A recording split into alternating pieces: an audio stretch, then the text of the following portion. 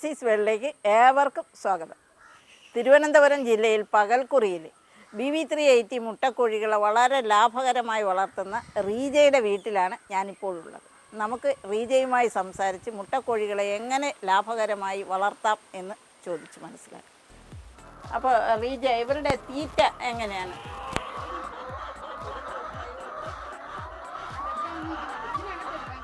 അപ്പോൾ ഈ ഫുഡിൻ്റെ കൂടെ നമ്മൾ വെള്ളത്തിൻ്റെ കൂടെ നമ്മൾ അഡീഷണലായിട്ട് വൈറ്റമിൻ സപ്ലിമെൻറ്റ് കൊടുക്കും. ഏതൊക്കെയാണ് കൊടുക്കുന്നത്? ഹൈടെക് കൂട് ഉപേക്ഷിച്ചു. അത് കഴിഞ്ഞിപ്പോൾ ലിറ്റർ സിസ്റ്റമാണ് ഫോളോ ചെയ്യുന്നത്. ലിറ്റർ സിസ്റ്റത്തിൽ തറ എങ്ങനെയാണ് ഒരുക്കിയത്?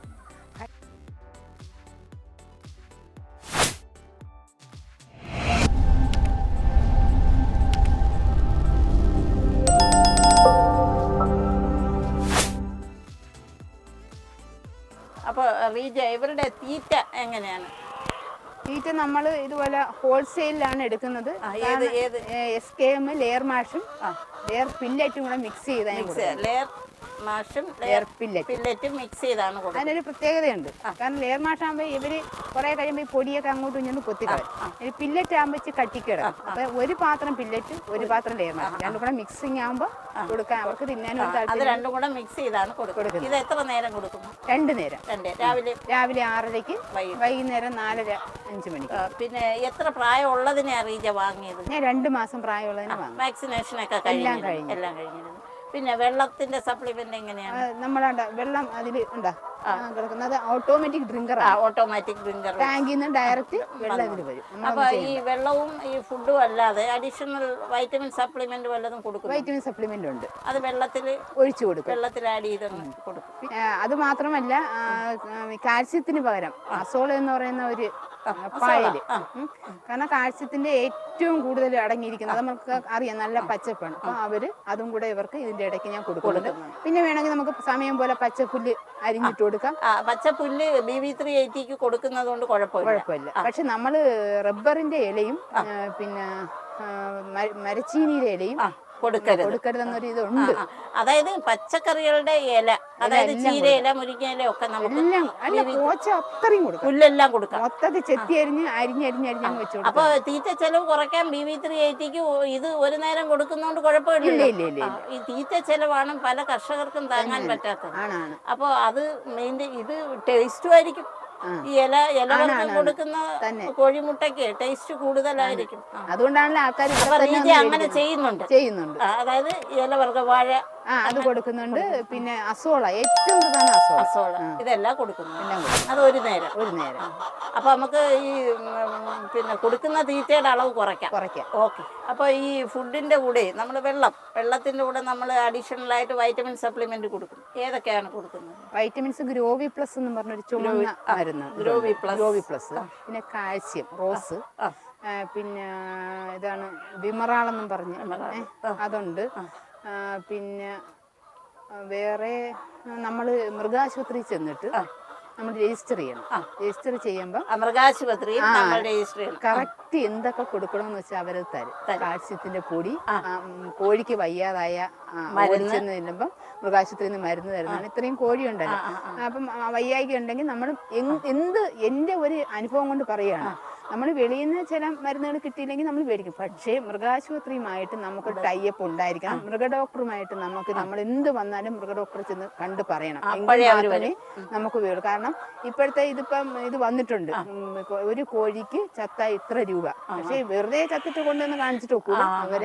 അവര് കീറി നോക്കിയതിന് ശേഷം പോസ്റ്റ്മോർട്ടം ചെയ്തതിന് ശേഷം അവർ തരുന്നതാണ് എല്ലാ മൃഗങ്ങൾക്കും. ഞാൻ പറയട്ടെ റീജ, അത് പുതുതായി കോഴിയെ വളർത്തുന്ന കർഷകര് കൃത്യമായിട്ടും തൊട്ടടുത്ത മൃഗാശുപത്രിയുമായി ടൈപ്പ് ആയാൽ നമുക്ക് വേണ്ടുന്ന അഡീഷണൽ ഫുഡ് സപ്ലിമെന്റ്, അതുപോലെ ഇവർക്ക് എന്തെങ്കിലും ഡാമേജ് വന്നാൽ അതിനുള്ള നഷ്ടപരിഹാരം ഒക്കെ ഈ മൃഗാശുപത്രിയിൽ നിന്ന് ലഭ്യമാണ്. നമ്മൾ വെറുതെ ചത്തിട്ട് അങ്ങനെ കൊണ്ട് മനസ്സിലാക്കി നോക്കൂല. പക്ഷെ വയ്യായിക വന്ന് ചാവുന്ന രോഗം വന്നു. അത് മാത്രമല്ല ടീച്ചറെ, ഒരു കാര്യമുണ്ട്. ഇപ്പൊ ഓരോരുത്തരും ഇപ്പൊ കൃഷിയായാലും ഇതൊക്കെ ചെയ്തിട്ട് വീട്ടിൽ ഇരുന്നിട്ട് എനിക്കെല്ലാം വേണമെന്ന് പറഞ്ഞ് ഈ വഴക്കുണ്ടാക്കിയിട്ട് കാര്യമില്ല. ഇപ്പൊ ഞാൻ ഇറങ്ങി നടക്കുന്നതുകൊണ്ട് എനിക്ക് കിട്ടുന്നു.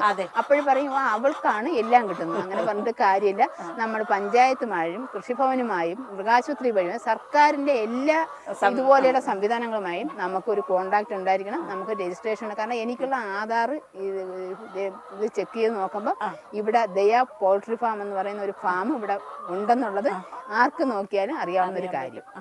അപ്പൊ ഇത് മറ്റു കർഷകർക്ക് വളരെ ഉപകാരപ്പെടുന്ന ഒരു കാര്യമാണ് റീജ പറഞ്ഞത്. അതുകൊണ്ടാണ് ഞാൻ ഇങ്ങനെ പറയുന്നത്. കാരണം ഒത്തിരി കർഷകർക്ക് ഇതിനെക്കുറിച്ച് ഒന്നും അറിയത്തില്ല. ഒരുപാട് പേര് നഷ്ടം എന്ന് പറയുന്നത് ഇപ്പൊ തന്നെ കിട്ടിയ അറിവെന്ന് പറഞ്ഞാൽ നല്ല പുല്ല് ഒരു നേരം BV380 കൊടുക്കാമെന്ന് എനിക്ക് ആദ്യം അറിവാ എനിക്ക് പോലും.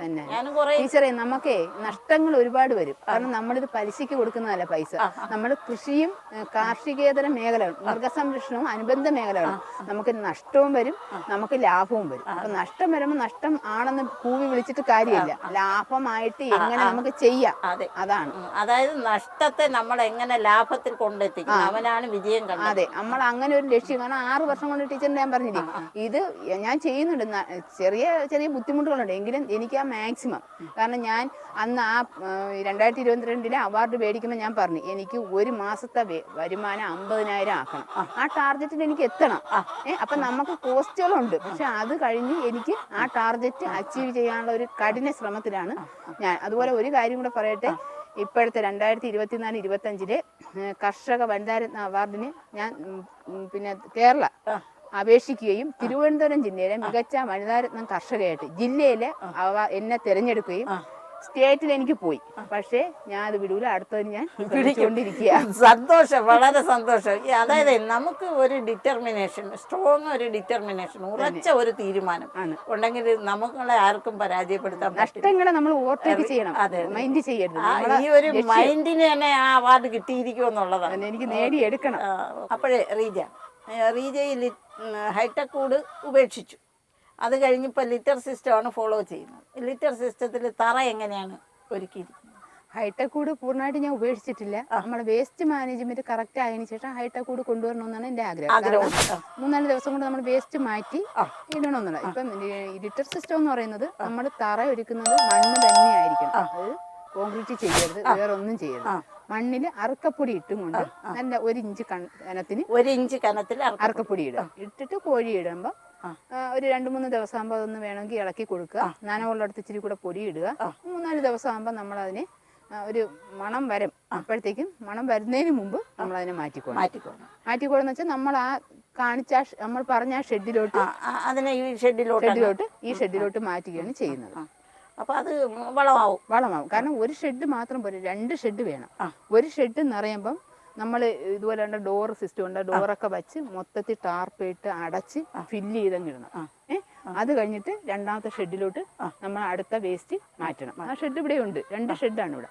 അപ്പം ആ ഷെഡ് നിറയുമ്പം ഈ ഷെഡിലെ കോഴിവളം എല്ലാം കൂടെ നമ്മൾ വാരിക്കെട്ടി ചാക്കിനകത്താക്കി വിൽക്കും. ഇവിടെ കാണാം, നമുക്ക് ഒഴിഞ്ഞു കിടക്കുകയാണ്. കണ്ടേ, ഇവിടെ ഒഴിഞ്ഞു കിടക്കണം. അപ്പൊ അടുത്തത് വീണ്ടും റൊട്ടേറ്റ് ചെയ്ത് നിൽക്കണം. അപ്പൊ വേസ്റ്റ് ഇവിടെ ശേഖരണം ഇല്ല, വരുമ്പോ തന്നെ അതിനെ ഡിസ്പോസ്. അത് മാത്രമല്ല നമ്മളെ കൃഷിക്ക് ആവശ്യമായ വളമെല്ലാം ഞാൻ ഇതിലാണ് ചെയ്യുന്നത്. കാരണം ജൈവവളമായിട്ട് ഇതിനെ സമ്പുഷ്ടീകരിച്ച് കോഴിവളം ജൈവവളമാകുന്ന ഒരു സിസ്റ്റം ഉണ്ട്. അത് ഞാൻ സ്വന്തമായിട്ട് കണ്ടുപിടിച്ചതാണ്. കാരണം ഒരു ചാക്ക് കോഴിവളം ഇട്ട് വെള്ളം ഒഴിച്ച് നല്ലതുപോലെ ഇളക്കി പുട്ട് പരുവത്തി ഇളക്കിയിട്ടിട്ട് നമ്മൾ കുറച്ച് വേപ്പിൻ ഒരു ചാക്കിന് ഒരു 10 കിലോ വേപ്പിൻ പിണ്ണാക്ക്, പിന്നെ എന്തെങ്കിലും പച്ചിലകൾ, കരിയിലകൾ ഇതെല്ലാം കൂടെ ഇട്ട് മിക്സ് ചെയ്ത് നമ്മൾ ആവശ്യം ഇപ്പോൾ 10 ചാക്ക് വേണമെന്ന് വെച്ചാൽ നമ്മളിവിടെ സെറ്റ് ചെയ്യുന്നുണ്ട്. അതെല്ലാം സെറ്റ് ചെയ്ത് ഇതുപോലെ ആക്കി ടാർപ്പിട്ട്, കാരണം മഴയും വെയിലും കൊള്ളാതെ ടാർപ്പിട്ട് ക്ലോസ് ചെയ്ത് ഒരു 15 ദിവസം കഴിയുമ്പോൾ ഒന്നും കൂടെ ഒന്ന് ഇളക്കി 30 ദിവസം ആകുമ്പോൾ നല്ല ഒന്നാന്തരം ഒരു വളം, അതാ ഇവിടെ കിടപ്പുണ്ട്, അത് നല്ല വളമായിട്ട് അത് രൂപാന്തരപ്പെടുകയാണ് ചെയ്യുന്നത്. അത് യൂസ് ചെയ്യുമ്പം വേറൊരു കാര്യങ്ങളുണ്ട്, ചാണകം കണക്കല്ല. എന്നുവെച്ചാൽ കോഴിവളത്തിന് യൂറിയ കണ്ടന്റ് കൂടുതലാണ്, മലവും മൂത്രവും ഒരുമിച്ച് വരികയാണ്. അപ്പം പൂക്കാനും കായ്ക്കാനും, കാരണം ഭയങ്കര പച്ചപ്പാണ്. കഴിഞ്ഞ ഓണത്തിന് പൂവനി പുഷ്പകൃഷി ഞാനിവിടെ അവലംബിച്ചു. അത് ഈ അവാർഡ് പാനൽ വന്നവൻ പറഞ്ഞു ഇത് രാസവളമല്ല, പ്യുവർ ജൈവവളമാണ് ഇവിടെ ചെയ്ത്. അവരെ വായിൽ നിന്ന് എനിക്കത് കേൾക്കാനും അങ്ങനെയാണ് തിരുവനന്തപുരം ജില്ലയിൽ നിന്ന് എന്നെ സെലക്ട് ചെയ്യുന്നത്. കാരണം അത്ര പച്ചപ്പാണ്, ടേസ്റ്റും കൂടുതലാണ്. അപ്പൊ റീജെ കൂട്ടില് ലൈറ്റ് ഒക്കെ എപ്പോഴാണ്? ലൈറ്റ് ഞങ്ങൾ 6:30 വൈകുന്നേരം 6 ഇരുണ്ട് തുടങ്ങുമ്പോ ലൈറ്റ് ഇട്ട് കൊടുക്കും. 10:30 മണി വരെ ലൈറ്റ് രാവിലെ. കാരണം എങ്കിലേ അവര് തീറ്റ ശരിക്ക് എടുക്കണം. രാത്രിയാണ് ശരിക്കും തീറ്റ എടുക്കുന്നെങ്കിൽ നമുക്ക് മുട്ട അതിൽ നിന്ന് മാക്സിമം നമുക്ക് രാത്രി കിട്ടുള്ളൂ. തീറ്റ കൂടുതൽ എടുക്കുമ്പോഴാണ് രാവിലെ മുട്ടയുടെ രാവിലെ കാരണം ഈ വെട്ടം ഉണ്ടെങ്കിൽ മാത്രമേ മുട്ട എടുക്കത്തുള്ളൂ. തീറ്റ തിന്നുള്ളൂ. തീറ്റ തിന്നുന്നതനുസരിച്ചാണ് മുട്ട വരുന്നത്. ഇപ്പൊ പണ്ട് ഞാൻ ഈ വീഡിയോ കാണുമ്പോ ലൈറ്റ് ഇട്ട് കൊടുത്ത് എങ്ങനെ മുട്ട ഇടുള്ളൂ. അപ്പൊ എനിക്കൊരു സംശയം, ലൈറ്റ് ഇട്ട് കൊടുത്താൽ എങ്ങനെയാണ് മുട്ട ഇടുന്നത്? അത് ഇപ്പൊ ഞാൻ നോക്കി. അപ്പൊ വൈകുന്നേരം ഈ 10-11 മണി വരെ വെട്ടം കിടക്കാമെങ്കിൽ അതനുസരിച്ച് അവർ ഈ മാക്സിമം തീറ്റ എടുക്കും. തീറ്റ എടുക്കുന്നതനുസരിച്ച് രാവിലെ നമുക്ക് മാക്സിമം മുട്ട കിട്ടും. അതായത് വൈകുന്നേരം നമ്മൾ ലൈറ്റ് ഇട്ടിട്ട് ഒരു 6 മണിയാകുമ്പോൾ ലൈറ്റ് ഇട്ടിട്ട് തീറ്റ അവിടെ ഉണ്ടെങ്കിൽ അത് രാത്രി കഴിക്കുകയും മുട്ടയുടെ എണ്ണം കൂടുകയും ചെയ്യും. ഇത് കർഷകർക്ക് ഒരു പുതിയ അറിവാണ്. കുറച്ച് അറിവുകൾ മുട്ടക്കോഴി വളർത്തലില് കുറച്ച് അറിവുകൾ ഇവര് അറിയേണ്ടതുണ്ട്. കാരണം എല്ലാ ഇതിലും കറക്റ്റ് മുട്ടക്കോഴിയുടെ അനുഭവങ്ങൾ ഇവർ പറയുന്ന കണക്ക് വരുന്നില്ല. കാരണം കറക്റ്റ് നമ്മൾ ഇതിന്റെ നെഗറ്റീവും നമ്മൾ മനസ്സിലാക്കണം, ഇതിന്റെ പോസിറ്റീവും മനസ്സിലാക്കണം. അങ്ങനെ ഉണ്ടെങ്കിൽ മാത്രമേ മുട്ടക്കോഴി ഇല്ല 100 കോഴി ഇട്ട് എനിക്ക് 10,000 രൂപ കിട്ടുമെന്ന് ഞാൻ ഇതിൽ പറയില്ല. കാരണം അത് ഒരിക്കലും പ്രാവർത്തികമല്ല. കാരണം നമ്മൾ കണ്ടുപിടിച്ച് ഒരുപാട് ഇത് എങ്ങനെ നമുക്ക് വരുമാനം കൂട്ടാം അതിന് നമ്മൾ കണ്ടുപിടിക്കണം. കാരണം 1.5 വർഷമാകുമ്പോൾ ഈ കോഴി മുട്ടയിട്ട് തിരിയാണ്. അപ്പൊ ഇതിനെ വിൽക്കാനുള്ളൊരു ഇത് നമ്മൾ കണ്ടുപിടിച്ചിരിക്കണം. അതായത് 1.5 വർഷം വരെയാണ് കോഴിമുട്ട ഇടുന്നത്. ഈ 1.5 വർഷം കഴിയുമ്പോൾ ഇതിന്റെ ഇറച്ചിക്ക് നമ്മൾ കൊടുക്കണം. ഒരു കോഴിക്ക് 150 രൂപ വെച്ച്. അതിൽ കൂടുതൽ നമ്മൾ അത്യാഗ്രഹം പിടിക്കരുത്. 150 രൂപ വെച്ച് പോകുന്നെങ്കിൽ നമുക്ക് ലാഭമുണ്ട്. കാരണം 190 രൂപയ്ക്ക് മേടിക്കുന്ന കോഴിയാണ് 40 രൂപ വ്യത്യാസം. 1.5 വർഷം നമുക്ക് മുട്ട കിട്ടും. പിന്നെ 150 കിട്ടാമെങ്കിൽ മൊത്തത്തിൽ എടുക്കാമെങ്കിൽ അത്ര. കാരണം എനിക്കിവിടെ മൊത്തത്തിലാ പോകുന്നത്. ആൾക്കാർ വന്ന് എടുത്തുകൊണ്ട് പോകുന്നുണ്ട്. റീജ, നമ്മളെ കൂട്ടില് സ്മെല്ല് വരാതിരിക്കാൻ എന്തൊക്കെ ചെയ്യുന്നുണ്ട്? കാരണം കൂട്ടിൽ സ്മെല്ല് വരാതിരിക്കാൻ കാരണം ഇത് ഏത് നമ്മൾ പച്ചക്കറി കൃഷിയായാലും ഇത് എന്ത് കൃഷിയും മൃഗസംരക്ഷണവും അനുബന്ധ മേഖലകളും നമ്മൾ ഏറ്റവും ആദ്യം ചെയ്യേണ്ടത് വേസ്റ്റ് മാനേജ്മെന്റ് തന്നെയാണ്. അത് കറക്റ്റ് അല്ലെങ്കിൽ ഒന്നും നമുക്ക് മുന്നോട്ട് കൊണ്ടുപോകാൻ പറ്റത്തില്ല. ഇതിപ്പോ നമ്മളിപ്പോ 3-4 ദിവസം നമുക്ക് സ്മെല്ല് അടിക്കുന്നുണ്ടെങ്കിൽ അപ്പോഴേ ഈ വേസ്റ്റ് മാറ്റിക്കൊള്ളണം. അതിനാണ് ഈ ഷെഡ് പണിഞ്ഞിടാൻ ഞാൻ പറയുന്നത്. അല്ലാതെ അല്പലാഭം പെരും ചെയ്തോന്നുള്ള ഇത് കാണിച്ചിട്ടുണ്ട്. അപ്പൊ ഈ ഷെഡ് നമുക്ക് പണിതിട്ട് നമ്മൾ വർഷങ്ങളോളം ഇപ്പൊ എത്ര വർഷം വേണമെങ്കിലും ഈ ഷെഡ് നിൽക്കുകയും നമുക്ക് അതൊരു അസറ്റായിട്ട് നിൽക്കുകയും ചെയ്യും. ഇപ്പൊ എന്താണ്ട് ഈ തൊഴിലുറപ്പ് വഴി ഇതുപോലെയുള്ള വേസ്റ്റ് മാനേജ്മെന്റ് കൊടുക്കുന്നുണ്ടെന്ന് ഞാൻ അറിഞ്ഞു കഴിഞ്ഞാൽ അപ്പൊ പഞ്ചായത്തുമായിട്ട് തൊഴിലുറപ്പുമായിട്ട് ബന്ധപ്പെടുക. പക്ഷെ എനിക്കിത് അങ്ങനെയല്ലേ കിട്ടിയത്. പക്ഷെ നമ്മൾ കോഴിക്കൂടും ആട്ടിൻകൂട് അല്ലെങ്കിൽ വേസ്റ്റ് മാനേജ്മെന്റിനുള്ളത് അത് പഞ്ചായത്ത് വഴി കിട്ടുന്നുണ്ട്. നമ്മൾ ഇച്ചിരി ബുദ്ധിമുട്ടി കയറിയിറങ്ങി നടക്കുകയാണെങ്കിൽ നമുക്കത് കിട്ടും. അതായത് കോഴിയെ വളർത്തുന്ന കർഷകൻ പഞ്ചായത്തുമായിട്ട് ബന്ധപ്പെട്ടാൽ നമുക്ക് ഈ വേസ്റ്റ് മാനേജ്മെന്റിനുള്ള കൂട് കിട്ടും ഉറപ്പായിട്ടും. പിന്നെ അഡീഷണൽ ആയിട്ട് എന്തെങ്കിലും അവിടെ സ്പ്രേ ചെയ്യുന്നുണ്ടോ? സ്പ്രേ അത് നമ്മൾ അതുപോലെ ഈ വേസ്റ്റ് നമ്മൾ ഇങ്ങോട്ട് മാറ്റിയിടുമ്പോ ഈ നല്ല പച്ചപ്പൊക്കെ കാണുമല്ലോ. അപ്പൊ ഇതിട്ട് ഇങ്ങനെ മിക്സ് ചെയ്തിടുമ്പോ ഇതിനെ ഏറ്റവും മേളിൽ മൊത്തം ഫില്ല് ചെയ്തിട്ടതിന് ശേഷം നമ്മൾ നോക്കണം. അങ്ങനെ നമുക്കൊരു സംശയം ഉണ്ടെങ്കിൽ ഡീസൽ മേടിച്ച് ഇതിന്റെ മേളിൽ സ്പ്രേ ചെയ്ത് കൊടുത്തിട്ട് കുറച്ച് കരിയിലകൾ വാരിയിട്ട് ചെറുതായിട്ടൊന്ന് തീയിട്ട് കൊടുക്കുമ്പോ ഈ മേളിൽ വന്നിരിക്കുന്ന ഈച്ചയുടെ മുട്ട എല്ലാം നശിച്ച് പിന്നെ മേളിലോട്ടത് പിന്നെ കുഞ്ഞുങ്ങളായിട്ട് വരത്തില്ല. അപ്പൊ ഈച്ച അത് നശിച്ചു പോവുകയാണ് ചെയ്യുന്നത്. എല്ലാം നാച്ചുറൽ മെത്തേഡാണ് തന്നെ. റീജ, ഞാനിവിടെ മൊത്തം നോക്കിയതിൽ ഇവിടെ 1 ഇഞ്ച് സ്ഥലം പോലും പാഴാക്കാതെ കൃഷി ഇറക്കിയിരിക്കുക. എന്താണ് ഇത്രയും ഈ സ്പേസ് മാനേജ് ചെയ്യാനെ കൊണ്ട് എങ്ങനെ പഠിച്ചത്? ഇതൊക്കെ പഠിച്ചതെന്ന് പറഞ്ഞാൽ ഞാൻ പറഞ്ഞ ഇതിൽ നമ്മൾ ചെയ്ത് വന്ന അനുഭവങ്ങളാണ് നമ്മളിതെല്ലാം പഠിപ്പിച്ചത്. കാരണം മാക്സിമം എവിടെയൊക്കെ നമുക്കിത് ചെയ്യാം. കാരണം ഇപ്പോൾ ഒരു വെർട്ടിക്കലായിട്ട് നമ്മൾ ചെയ്യുന്നെങ്കിൽ ഒരു സൈഡ് ചെയ്തും കൊണ്ട് നമുക്ക് പന്തലിട്ട് കൊടുത്താൽ മതി. ഒരു സൈഡ് സ്ഥലമേ നമുക്ക് പോകുള്ളൂ. ഇതിങ്ങനെ പടന്നു കയറി വരും, നമുക്ക് അകത്തൂടെ നടക്കാനുള്ള സൗകര്യം കിട്ടും. അപ്പം മാക്സിമം വെർട്ടിക്കലാണ്. കാരണം മാക്സിമം നമുക്ക് എങ്ങനെ പ്രയോജനപ്പെടുത്താം. അത് എക്കണോമിക്സ് പഠിച്ചതിൻ്റെ ഒരു ഉപയോഗമാണ് മാക്സിമം യൂട്ടിലൈസേഷൻ. അതാണ് ഞാനിവിടെ പ്രാർത്ഥിക്കുന്നത്. 1 ഇഞ്ച് സ്ഥലം പോലും ഞാൻ വിട്ടുകളയാതെ എല്ലാം എന്തെങ്കിലും ഒരെണ്ണം ടീച്ചറിന് ഇവിടെ നോക്കുമ്പോൾ അറിയാം. അത് എങ്ങനെ നമുക്ക് ഉപയോഗപ്പെടുത്താം എന്നുള്ളതാണ് ഞാൻ എൻ്റെ കൃഷിഭൂമിയിലും മുട്ടക്കോഴി വളർത്തലിലും ഞാൻ ചെയ്തിരിക്കുന്നത്. റീജ, അവിടെ കോഴിയുടെ ഫാമിൽ ഒരു 5-6 കൂട്ടിൽ കോഴിയുണ്ട്. അതിൽ ഒരു കൂട്ടിൽ മാത്രം ഞാൻ ശ്രദ്ധിച്ച ഒരു 4-5 കോഴിയേ ഉള്ളു, കുറച്ച് എന്ന്. ബാക്കി എല്ലാ കൂട്ടിലും നിറച്ച് കോഴിയും. എന്താ അങ്ങനെ ഒരു 4-5 എണ്ണം മാത്രം ഒരു കൂട്ടിൽ? ഫോർ എക്സാമ്പിൾ ഞാൻ ഒരു ഉദാഹരണം പറഞ്ഞുകൊണ്ട് തുടങ്ങാം. കാരണം നമ്മൾ മനുഷ്യർ അസുഖം കൂടുമ്പോൾ ഏറ്റവും കൂടുതൽ ക്രിട്ടിക്കൽ സ്റ്റേജ് ആകുമ്പോൾ നമ്മൾ ICU മാറ്റിയാണ് ചെയ്യുന്നത്.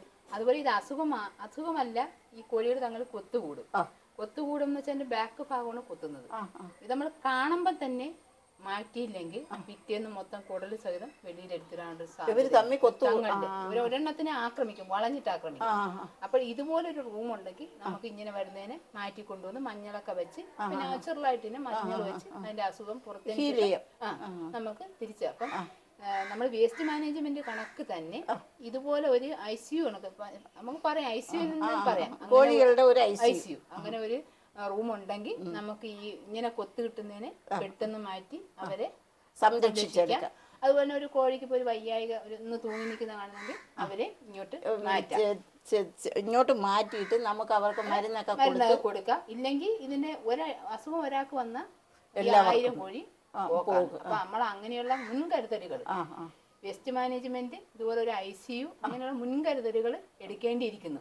ഇതൊക്കെ നമ്മൾ ഒരുപാട് പേർക്കൊന്നും അറിയത്തില്ല. ഇതിപ്പോ ഞാൻ ചെയ്യുന്നത് കൊണ്ട് ഞാൻ ചെയ്ത് കണ്ടുപിടിക്കുന്ന കാര്യങ്ങളാണ്. അപ്പൊ അത് നമുക്ക് മറ്റുള്ളവരിലേക്ക് കോഴി വളർത്തൽ നഷ്ടം ആണ് ബുദ്ധിമുട്ടാണെന്ന് പറയുന്നവരിലേക്ക് ഇങ്ങനെയുള്ള കുറെ കാര്യങ്ങൾ ചെല്ലേണ്ടതുണ്ട്.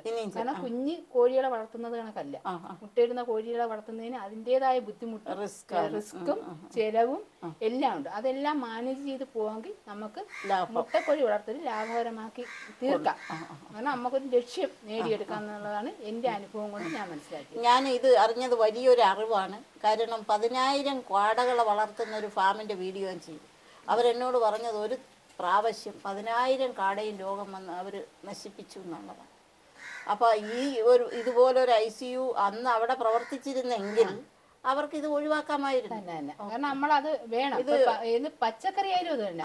ഇപ്പൊ 200 പാവല് കാച്ചു കിടക്കുക, അതിൽ 5 എണ്ണം പൂത്ത് കാച്ചു വരുമ്പോൾ ഇതുപോലെ ഈ ഇലപ്പുള്ളി രോഗം വന്ന് കുരുടിക്കും. ആ 5 എണ്ണത്തിനെ വേരോട് കൂടി പിഴുത്. പക്ഷെ ആദ്യം എനിക്കിത് അറിയത്തില്ലായിരുന്നു. ഇപ്പോഴത്തേതിൽ ഞാൻ അങ്ങനെ ചെയ്തുകൊണ്ട് എനിക്കുള്ള മറ്റ് പാവലുകൾ രക്ഷപ്പെടുകയും ചെയ്ത് ഇഷ്ടം പോലെ കഴിക്കുകയും ചെയ്യും. രോഗം വരുമ്പോഴേ അവരെ മാറ്റണം. നമ്മളിപ്പോ കൊറോണ വന്നപ്പം നമ്മൾ സേഫ് ആയിട്ട് കൊറോണ വന്ന ഐസൊലേഷൻ ചെയ്തു. അതുപോലെ തന്നെയാണ് പച്ചക്കറി ആയാലും മൃഗസംരക്ഷണമായാലും ഏതായാലും നമ്മൾ ഇത് മനുഷ്യനെ കണക്ക് തന്നെയാണ്.